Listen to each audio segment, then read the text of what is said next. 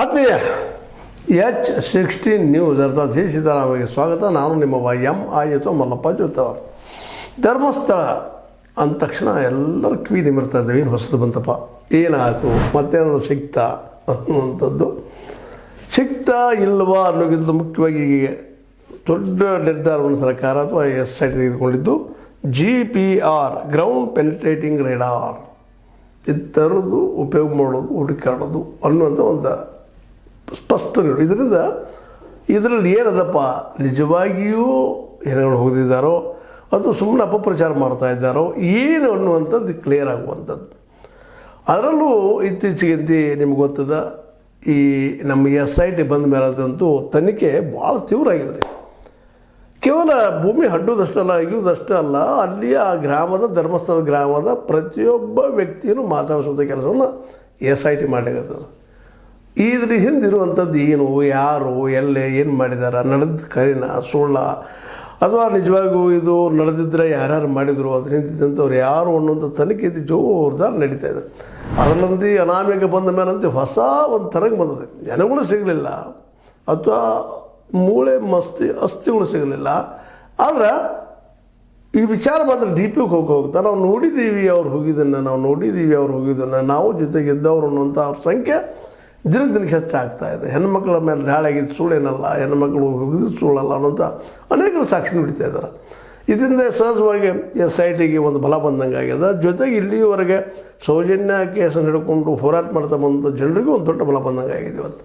ಹೌದಪ್ಪ, ಒಂದಿನ ಸತ್ಯ ಹೊರಗೆ ಬರ್ತದೆ. ಖುದಾಗೆ ಘರ್ ಮೇ ದೇರ್ ಹೈ ಮಗರ್ ಅಂದೇರ್ ನಹಿ ಅನ್ನುವಂಥ ಮಾತಿಗೆ ಇವತ್ತು ಬೆಲೆ ಬಂದಂಗೆ ಕಾಣ್ತಾ ಇದೆ ಅಂತ ಅಲ್ಲೇ ಮಂಜುನಾಥ ಇದಕ್ಕೊಂದು ಪರಿಹಾರ ಸೂಚಿಸ್ತಾರ. ಆ ದಿಶೆಯಲ್ಲೇ ಇವತ್ತು ನಾವು ಅದು ಸಮೀಪ ಇದ್ದೀವಿ. ನಮ್ಮದು ಈ GPR ಬಳಸಿದ ನಿಶ್ಚಿತವಾಗಿ ಸಿಗ್ತಾವೆ ಅನ್ನೋಂಥ ಭರವಸೆ ಈ ಒಬ್ಬ ಮುಸುಕುದಾರಿ ಅನಾಮಿಕನಿಗೂ ಹೌದು, ಇನ್ನುಳಿದವರು ಯಾರು ಪ್ರತ್ಯಕ್ಷ ಬಂದಿದ್ದಾರೆ ಅವ್ರಿಗೂ ಹೌದು. ಇದು ನಿಶ್ಚಿತದಲ್ಲಿ ಆಗಿದ್ದು ಅಂತೇಳಿ ಪ್ರತಿಯೊಬ್ಬರು ಮಾತಾಡುವಂಥ ಮಾತಾಗಿದೆ. ಹೀಗಾಗಿ ಇದಕ್ಕೆ ದಿನದಿಂದ ದಿನಕ್ಕೆ ಏನಪ್ಪ ತನಿಖೆಗೆ ಭಾಳಷ್ಟು ಜನ ಮತ್ತೆ ಬರ್ತಾ ಇದ್ದಾರೆ. ಇಂಥ ಸಂದರ್ಭದಲ್ಲೇ NHRC ಅಂದರೆ ನಿಮಗೆ ಗೊತ್ತದ, ರಾಷ್ಟ್ರೀಯ ಮಾನವ ಹಕ್ಕುಗಳ ಆಯೋಗ, ಅವರು ಸಹಿತ ಬಂದು ಈಗ ಎನ್ಕ್ವೈರಿ ಶುರು ಮಾಡಿದ್ದಾರೆ. ಇದು ಬಹಳ ಪ್ರಮುಖ ಬೆಳವಣಿಗೆ. ಯಾಕೆಂದ್ರೆ ರಾಷ್ಟ್ರ ಮಟ್ಟದಲ್ಲೇ ಈ ಬೆಳವಣಿಗೆ ಆಗಲಿಕ್ಕತ್ತದ್ರಿ. ಇನ್ನು ಇದನ್ನು ಮುಚ್ಚಾಕೋದ್ರೆ ಸ್ವಲ್ಪ ಕೆಲಸ ಅಲ್ಲ. ಮುಚ್ಚಾಕೋದಂದ್ರೆ ಇದರ ಅರ್ಥ ಏನಪ್ಪ ಅಂದ್ರೆ ಅಲ್ಲಿ ಸತ್ಯ ಇಲ್ಲ ಅಂದ್ರೆ ಅಷ್ಟೇ ಮುಚ್ಚಿ ಹೋಗ್ಬೇಕು. ಅದು ಸತ್ಯ ಇತ್ತು ಅಂತಂದ್ರೆ, ಆಗಿದ್ದ ಘಟನೆ ಸತ್ಯ ನಡೆದಿತ್ತು ಅಂತಂದ್ರೆ ಇದು ಮುಚ್ಚಾಕುವಂಥದ್ದೆಲ್ಲ ಇದ್ರ ಹಿಂದಿದ್ದಂತಹ ಯಾರಿದ್ದಾರಲ್ಲ ಅವರು ಅಧರ್ಮೀಯರು, ಅವರು ಎಕ್ಸ್ಪೋಸ್ ಆಗೋದು 100% ಗ್ಯಾರಂಟಿ. ಇದರಲ್ಲಿ ಅಂತೇನು ಬಿಡೇ ಇಲ್ಲ. ಯಾಕಂದ್ರೆ ನಮ್ಮ ಯೂಟ್ಯೂಬರ್ ಆಗಿರ್ಬೋದು ಅಥವಾ ನಮ್ಮ ಪತ್ರಕರ್ತರಾಗಿರ್ಬೋದು, ಇನ್ನೂ ಅವರು ಪತ್ರಕರ್ತರ ಇಲ್ಲಿ ಬಿಡಿಸಿಡುವಂಥದ್ದಿಲ್ಲ. ಸುಮ್ಮನೆ ಇವೆಲ್ಲ ಕ್ಲಾಸಿಫಿಕೇಷನ್ ಮಾಡಿದ್ರಲ್ಲ ಅವರು ನಿಜವಾಗಿ ಮತ್ತೇನಾದರೂ ಇಷ್ಟು ದೊಡ್ಡ ಪ್ರಮಾಣದಲ್ಲಿ ಧರ್ಮಸ್ಥಳದಲ್ಲಿ ನಡೆದ ಅನ್ಯಾಯಗಳ ಬಗ್ಗೆ ಪ್ರಸಾರ ಆಗಿದ್ರೆ ಯೂಟ್ಯೂಬರ್ಗಳು ಸಣ್ಣ ಪತ್ರಕರ್ತರಿಂದ ನಾವು ಗಮನಿಸ್ಬೇಕಾಗಿದೆ. ಯಾಕಂದರೆ ನಮ್ಮ ಏನು ಮೀಡಿಯಾ ಕಾರ್ಪೊರೇಟ್ ಮೀಡಿಯಾಗಳಿದ್ದಾವೆ ಅಥವಾ ನೀವು ಗೊತ್ತಿದ್ದಂಗೆ ಗೋಧಿ ಮೀಡಿಯಾ ಇದ್ದಾರೆ, ಇವ್ರಿಗೆ ಆಸಕ್ತಿ ಇಲ್ಲ ಅಂತ. ಯಾರು ಸತ್ತರೇನ್ರಿ, ಯಾರು ಹುಟ್ಟಿದ್ರೆ ನಮಗೇನು, ನಮಗೆ TRP ಬರಬೇಕಷ್ಟ ಮತ್ತು ಗಂಟು ಬರಬೇಕು ಹೇಗಾರ ಆಗಲಿ ಅನ್ನುವಂಥ ಜನ ಇವರೆಲ್ಲ. ಹೀಗಾಗಿ ಅಷ್ಟೊಂದು ಮಹತ್ವ ಕೊಟ್ಟಿರಲಿಲ್ಲ, ಈಗೂ ಕೊಟ್ಟಿಲ್ಲ. ಹೇಗಾದ್ರು ಮಾಡೋದನ್ನು ಸಮಾಪ್ತಿ ಮಾಡಬೇಕು, ಸ್ನಬ್ ಮಾಡಬೇಕು ಅನ್ನೋ ವಿಚಾರದಲ್ಲೇ ಇದ್ದಾರೆ. ಇವತ್ತು ನಮ್ಮ ಪಾವಟಿಯವರಾಗಿರ್ಬೋದು, ಇನ್ನೊಬ್ಬರಾಗಿರ್ಬೋದು, ಅಥವಾ ನಮ್ಮ ಅನೇಕ ಇವತ್ತಿನ ಏನಪ್ಪ ಅಂತಂದ್ರೆ ಈ ಮಲ್ಟಿನ್ಯಾಷನಲ್ ಮೀಡಿಯಾಗಳು ಇದನ್ನು ಮುಚ್ಚಿ ಹಾಕಪ್ಪ ಬ್ಯಾಡದು ಅನ್ನುವಂಥ ಮನೋಧರ್ಮದವರು ಇದ್ದಾರೆ. ಹೀಗಾಗಿ ಯಾವ ಪ್ರಮಾಣದಲ್ಲಿ ಪ್ರಸಾರ ಆಗಿ ಎನ್ಕ್ವೈರಿ ಆಗಬೇಕಾಗಿತ್ತು ಆಗಲಿಲ್ಲ. ಇವ್ರು ಪಾಪ ಅಡ್ಡಾಡೋದು ಆಯಿತು. ನಮ್ಮ ಮಟ್ಟನವರಾಯಿತು, ತಿಮ್ಮರೋಡಿಯವರಾಯಿತು, ಇನ್ನುಳಿದವರು ಅವ್ರ ಜೊತೆಗಾರರಾಯಿತು, ಸುಪ್ರೀಂ ಕೋರ್ಟು, ಹೈಕೋರ್ಟು, ಆ ಕೋರ್ಟು, ಈ ಕೋರ್ಟು ಅಂತ ಅಡ್ಡಾಡಿ ಬ್ಯಾಸದ ಕುಳಿತಿದ್ರು. ಇಂಥ ಸಂದರ್ಭದಲ್ಲಿ ಅನಾಮಧೇಯ ಬಂದ ದೊಡ್ಡ ಒಂದು ದುಮ್ಡು ಹಿಡಿಸಿಬಿಟ್ಟಿದ್ದಾರೆ. ಹೀಗಾಗಿ ಇವತ್ತು NHRC ಬರಲಿಕ್ಕತ್ತದ, ಹ್ಯೂಮನ್ ರೈಟ್ಸ್ ಕಮಿಷನ್ ಬಂದದ. ಈಗಾಗಲೇ ಎನ್ಕ್ವೈರಿ ಮಾಡಲಿದೆ. ಯಾರಪ್ಪ ಇವರು, ಇದರಿಂದ ಯಾರಿದ್ದಾರೆ, ಯಾರು ಮಾಡಿದರು, ನೀವು ಅನಾಮಿಕ ನಿಜವಾಗಿಯೂ ಇಲ್ಲಿದ್ದನ, ಹೆಂಗೆ, ಏನು, ಮತ್ತು ಅನಾಮಿಕೂ ಸಹಿತ ಇಲ್ಲಿವರೆಗೆ ಕೊಟ್ಟಂಥ ವಿವರಣೆ, ಅಲ್ಲಿ ಅವ್ನು ಇದ್ದ ಭಾಳ ಸರ್ವಿಸ್ ಮಾಡಿದ, ಸೇವೆ ಮಾಡಿದಾನ, ಒಬ್ಬ ದಿನಗೂಲಿ ಮಾಡೋ ಅಥವಾ ಕಾರ್ಮಿಕಾಗಿ ಕೆಲಸ ಮಾಡಿದ ನೋಡೋದು ನಿಶ್ಚಿತ ಆಗ್ತಾ ನೋಡೋದು. ಯಾಕಂದರೆ ಯಾರಿಗೆ ಹೊರಗಿನವ್ರಿಗೆ ಅಲ್ಲಿಯ ಪರಿಸ್ಥಿತಿ ಅಷ್ಟು ಸುಲಭ ಗೊತ್ತಾಗಲಿಕ್ಕೆ ಸಾಧ್ಯ ಇಲ್ಲ. ಇಂಥ ಪ್ರಸಂಗದಲ್ಲಿ ಅಲ್ಲಿಯ ಪ್ರತಿಯೊಂದು ಜಾಗದಲ್ಲಿ, ಪ್ರತಿಯೊಂದು ಏರಿಯಾದಲ್ಲಿ ಹೋಗಿ ಇಲ್ಲಿ ನಡೆದು ತೋರಿಸುವಂಥ ಕೆಲಸ ಅವ್ರು ಮಾಡ್ತಾಯಿದ್ದಾರೆ. ಅದಕ್ಕೆ ಎಷ್ಟು ಥ್ಯಾಂಕ್ಸ್ ಹೇಳಿದ್ರು ಕಡಿಮೆ. ಮತ್ತು ಈ ಸಂದರ್ಭದಲ್ಲಿ ಇನ್ನೂ ಬೇರೆ ಬೇರೆ ಹಿಂದೆ ಅಂಥ ಘಟನೆಗಳ ಜನ ಯಾರು ಅನ್ಯಾಯಕ್ಕೆ ಒಳಗಾಗಿದ್ದಾರೆ ಅವರು ಪದ್ಮಲತಾ ಅವರಾಗಿರ್ಬೋದು, ಪದ್ಮಲತಾ ಅವರ ಸಹೋದರಿ ಅವರು ಬಂದು ಹೇಳ್ತಾ ಇಲ್ಲ ನಮ್ಮ ಸಹೋದರಿ ಇದು ನಮ್ಮ ತಂಗಿದಾಗಿದ್ದ ಪೈರು ಸುಳ್ಳಿನಲ್ಲ ಅನ್ನುವಂಥ ಮಾತಾಡ್ತಾ ಇದ್ದಾರೆ. ಅಂದ್ರೆ ಜಯಂತ್ ಟಿ ಆಗಿರ್ಬೋದು, ಇನ್ನುಳಿದವರಾಗಿರ್ಬೋದು ಭಾಳಷ್ಟು ಜನ ಕೂಡಿದ್ದಾರೆ. ಹೀಗಾಗಿ ಇದು ಇನ್ನು ಮುಚ್ಚಿ ಹೋಗುವ ಸಾಧ್ಯತೆಗಳು ಭಾಳ ಕಡಿಮೆ ಆಗಲಿಕ್ಕಿದ್ದಾವೆ ದಿನದಿಂದ ದಿನಕ್ಕೆ. ಅದಕ್ಕಾಗಿ ಈಗ ನಮ್ಮ ಒಂದು ಏನಪ್ಪ ನ್ಯಾಷನಲ್ ಹ್ಯೂಮನ್ ರೈಟ್ಸ್ ಕಮಿಷನ್ ಒಳಗೆ ಹೋಗ್ತದೆ ಮಾಡ್ತಂತೆ ನಿಶ್ಚಿತವಾಗಿ ಇನ್ನೂ ಹೊಸ ಹೊಸ ವಿಚಾರಗಳು ಹೊರಗೆ ಬರ್ಬೋದು. ಬೇಡ ಈಗಿದ್ದಂಥ ವಿಚಾರ ಜೊತೆ ಇನ್ನಷ್ಟು ಆ್ಯಡು ಆಗ್ಬೋದು ಅನ್ನುವಂಥದ್ದು.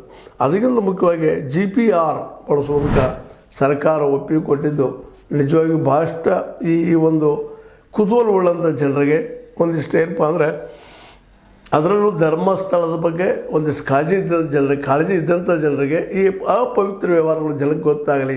ಜನ ಇಂಥವರಿಂದ ಯಾರು ಹಾಗೆ ಮುಖಮದಲ್ಲಿ ಹೇಳುವಂಥದ್ದು ಅವ್ರಿಗೆ ಗೊತ್ತದ, ನಮಗೆ ಗೊತ್ತದ. ಅವ್ರ ವಿರುದ್ಧ ಒಮ್ಮೆ ಎದ್ದು ನಿಲ್ಲಿ ಒಂದು ಬರಲಿ ಹೊರಗೆ ಸತ್ಯ ರಿಸಲ್ಟ್ ಅನ್ನೋದು ಎಲ್ಲರೂ ಬಯಸುವಂಥದ್ದಾಗಿದೆ. ಹೀಗಾಗಿ GPR ಏನು ಮಾಡಬಲ್ಲದು ಇವತ್ತದು ಆದರೂ ಆಗ್ಬೋದು. ಇಷ್ಟೆಲ್ಲ ನಡೀತಾ ಇದೆ. GPRನ್ನು ಬಳಸೋ ಕೆಲಸಗಳು ನಡೀತಾವೆ, ಒಂದು ಸುದ್ದಿಗಳಿದ್ದಾವೆ. ಅದು ಎಷ್ಟು ಮಟ್ಟಿಗೆ ಇನ್ನು ಅಲ್ಲಿ ಹೆಣಗಳನ್ನ ಕೈ ಹಿಡಿತೈತಿ ಮಾಡ್ತಿದ್ದೆ ಅನ್ನೋದು ಈ ಮುಂಬರುವ ಸಮಯದಲ್ಲಿ ಗೊತ್ತಾಗುವಂಥ ವಿಷಯ. ಒಟ್ಟಾರೆಯಾಗಿ ಈ ಮೃತದೇಹಗಳನ್ನು ಹೊರಗೆ ತೆಗೆಯೋದು ಭಾಳ ಮಹತ್ವದ್ದಾಗಿದೆ. SITಗಂತೂ ಭಾಳ ಮಹತ್ವದ್ದು ಅನ್ನಿಸ್ಲಿಕ್ಕೆ ಇತ್ತೀಚೆಗಂತೂ ಭಾಳಷ್ಟು ತೀವ್ರವಾಗಿ ಅದು SIT ತನಿಖೆ ಮಾಡ್ತಾಯಿದೆ. ಸಿಗಲಿ ಈ ಥರ ಏನಾದರೂ ಅಂತಲೇ .13 ಆಗಿರ್ಬೋದು, .15 ಆಗಿರ್ಬೋದು, ಮತ್ಯಾವುದು ಆಗಿರ್ಬೋದು, ಎಲ್ಲ ಕಡೆ ಪ್ರಯತ್ನ ಮಾಡ್ತಾಯಿದ್ದಾರೆ. ಆದರೆ ಇಲ್ಲಿವರೆಗೆ ಮಾತ್ರ ಒಂದು ರೀತಿ ಏನಪ್ಪ ಅಂದ್ರೆ ಏನೂ ಸಿಕ್ಕಿಲ್ಲೇನೋ ಅಂತ ವಾತಾವರಣ ಈಗ ಕಂಡು ಬರ್ತಾಯಿದೆ. ಇದರ ಸಂದರ್ಭದಲ್ಲೇ ಈ ಒಂದು ಹೋರಾಟವನ್ನು ಮಾಡ್ತಾ ಇರುವಂಥವ್ರಿಗೆಲ್ಲರಿಗೂ ಒಂದು 8ನೇ ಫಲ ಬಂದಂಗೆ ಇದೆ. ಎಲ್ಲಪ್ಪ ಈ ಸಲ ಮಾತ್ರ ತನಿಖೆ ನಿಶ್ಚಿತ ಆಗ್ತದೆ, ಕಳ್ಳರು ಸಿಕ್ಕಿಬಿಡ್ತಾರೆ, ಧರ್ಮಿಗಳು ಸಿಕ್ಕಿಬಿಡ್ತಾರೆ ಅನ್ನೋಂಥ ಭರವಸೆ ಅವರಲ್ಲಿ ಮೂಡೋದು. ಅದೇ ಕಾಲಕ್ಕೆ ಅದನ್ನು ಮಾಡಿದಂಥವ್ರಿಗೆ ನಿಧಾನಕ್ಕೆ ಇಡೀ ಈ ಒಂದು ವ್ಯವಸ್ಥೆ ತಮ್ಮ ಕೈದು ದಾಟಿ ಹೋಗ್ತದೇನೋ, ನಾವಿಲ್ಲಿನ ಅನಾಥರಾಗ್ತೀವೇನೋ ಭಯನೋ ಅವ್ರಿಗೆ ಕಾಡ್ಲಿಕ್ಕೆ ಆಗ್ತದೆ. ನೋಡ್ಬೇಕು ಅದನ್ನು ಏನಾಗ್ತದೆ. ಯಾಕಂತಂದ್ರೆ ಸತ್ಯ ನ್ಯಾಯ ಅನ್ನೋದು ಭಾಳ ದೊಡ್ಡ ವಿಷಯಗಳವು. ಅವುಗಳು ಹಿಂದಿಲ್ಲ, ನಾಳೆ ಹೊರಗೆ ಬರೋದು ಗ್ಯಾರಂಟಿ ಇಲ್ಲ. ಇವತ್ತಿನ ಮುಚ್ಚಾಕಿರ್ಬೋದು ನಮ್ಮ ಯಾವುದೋ ಒಂದು ಬಲ್ಲದಿಂದ, ಆದರೆ ಇದು ನಿರಂತರವಾಗಿ ಮುಚ್ಚಾಗಲಿಕ್ಕೆ ಸಾಧ್ಯ ಇಲ್ಲ. ಯಾಕೆಂದರೆ ಈಗಾಗಲೇ ತನಿಖೆ ಭಾಳ ಎತ್ತರ ಮಟ್ಟಕ್ಕೆ ನಡೀತಾ ಇದೆ. ಈಗ ಕೇವಲ ಹಾದಿ ನೋಡ್ತಾ ಇದ್ದಾರಷ್ಟ, ಶವಗಳು ಸಿಗ್ತಾವೆ ಏನು ಅಂತೇಳಿ. ಅದು ಸಿಕ್ಕರಾಯಿತು ಬಿಟ್ಟರಾಯಿತು. ಈಗಾಗಲೇ ಸಾಕ್ಷಿದಾರಂತೆ ಸಿಕ್ಕಿದ್ದಾರೆ. ಆ ಸಾಕ್ಷಿದಾರ ಹೇಳಿಕೆಗಳಿರಗಟ್ಟೆಲ್ಲ ತನಿಖೆ ನಿಶ್ಚಿತವಾಗಿ ಮುಂದುವರ್ಕೊಂಡು ಹೋಗುವಂಥದ್ದು. ತನಿಖೆ ಮುಂದುವರಿಯೋದನ್ನು ಯಾರು ಅದರಲ್ಲಿದ್ದಾರವರು ಅವ್ರು ಹಿಡಿಯೋದು ಕೆಲಸಗಳು ಆಗೋದನ್ನು. ಹೀಗಾಗಿ ಧರ್ಮಸ್ಥಳಕ್ಕೆ ಈಗ ಒಂದೇನಪ್ಪ ಅಂತಂದ್ರೆ ಈ ಅಧರ್ಮೀಯರು ಇಲ್ಲಿದ್ದು ಬಿಟ್ಟು ಹೋಗುವಂಥ ಸಾಧ್ಯತೆಗಳು ಇದ್ದಾವೇನೋ ಅನ್ನೋಂಥ ಒಂದು ಮಾತದ. ಬಟ್ ಅವರ ಸುಲಭವಾಗಿ ಬಿಟ್ಟು ಹೋಗುವಂಥವ್ರಲ್ಲ, ಇನ್ನಷ್ಟು ನಾವು ಪ್ರಯತ್ನ ಮಾಡಬೇಕು ಅನ್ನೋಂಥ ಸ್ಥಿತಿಯಲ್ಲಿ ಅವರು ಇದ್ದಾರೆ. ಈ ಕೇಸನ್ನು ಏನಾದರೂ ಮಾಡಿ ತೆಗೆದು ಹಾಕಬೇಕಪ್ಪ ಅಂತೇಳಿ.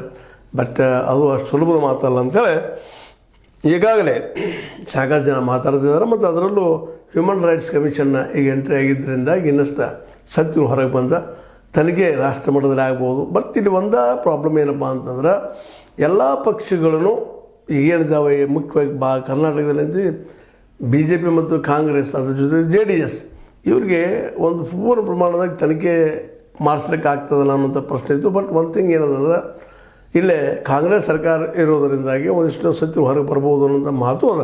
ಅದೇನಾಗ್ತದೆ ಗೊತ್ತಿಲ್ಲ.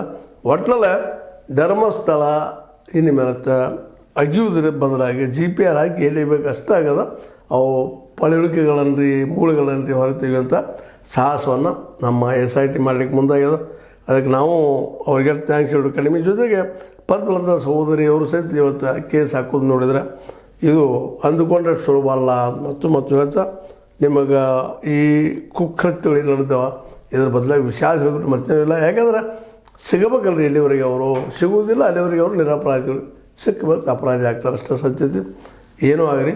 ಈಗ ಮಾತ್ರ ಹ್ಯೂಮನ್ ರೈಟ್ಸ್ ಕಮಿಷನ್ನ ಬಂದು ಏನೇನು ಮಾಡ್ತದೆ ನೋಡೋಣ ಅಂತ ಹೇಳ್ತಾ ನೆಕ್ಸ್ಟ್ ಡೆವಲಪ್ಮೆಂಟ್ ಏನಾಗ್ಬೋದು ನಿಮಗೆ ಮುಂದಿನ ಸಂಚಿಕೆ ತಿಳಿಸ್ತಾ ಒಟ್ಟಿನಲ್ಲಿ ಅಧರ್ಮಿಯರು ಸಿಗಲಿ, ಅವ್ರಿಗೆ ಶಿಕ್ಷೆ ಆಗಲಿ ಅನ್ನೋದಷ್ಟೇ ನಮ್ಮ ಮಾಧ್ಯಮದ ಗುರಿ ಅಂತ ಹೇಳ್ತಾ ನಮ್ಮ ಕೆಲವು ಮಾತನಾಡಿದ್ವಿ.